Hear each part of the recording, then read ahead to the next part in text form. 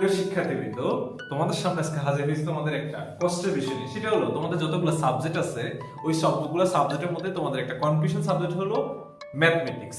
যারা বেশিরভাগ স্টুডেন্টরাই আমাদের 80 থেকে 90% স্টুডেন্ট ম্যাথমেটিক্স নিয়ে ভয় থাকো।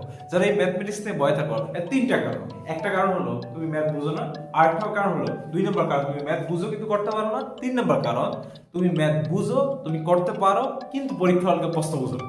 দেখা গেছে তো পরীক্ষা তোমার অ্যান্সার জানা থাকে কিন্তু তুমি অ্যান্সার গুলো করতে পারতেছো না। যারা এই তিন সমস্যা ভুগতেছো এদের জন্য আমি বলবো ম্যাথ বুঝলে পারলে না বুঝলে হয় না। ম্যাথের জন্য লাগে সুন্দর একটা গাইডলাইন। বইয়ে সব ম্যাথ করে শেষ করে ফেললে দিন শেষে এ প্লাস পাওয়া যায় না, দিন শেষে ভালো জায়গায় যাওয়া যায় না। আমাদের একটা কথা আছে, যারা ম্যাথে ভালো তারা সব কিছুতে ভালো।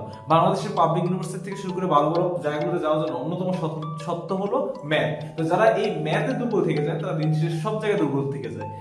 তাই তোমাদেরকে আমি বলবো যারা এসএসসি তে আসো তোমাদের খুবই সময় 14 থেকে 15 মাস, এই সময় একটা হিউজ সিলেবাসকে গোছানোর জন্য যারা টেনশন আছো তারা খুব দ্রুত চলে আসো।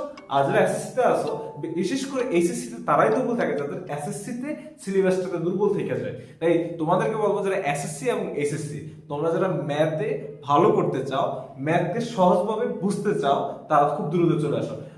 তোমাদের কাজ হলো ম্যাথ প্র্যাকটিস করা আর তোমাদের ম্যাথকে গুছিয়ে আনা, সামারাইজ করে দেওয়া, পরীক্ষায় কমন পাওয়া এবং 1 থেকে 1.5 ঘন্টার মধ্যে পরীক্ষা হলে ম্যাথ শেষ করে বের হয়ে যাওয়া দায়িত্ব হলো আমার। পরীক্ষায় একাডেমিক রেজাল্ট প্লাস বোর্ড পরীক্ষায় A+ এনশিওর করার দায়িত্ব আমার।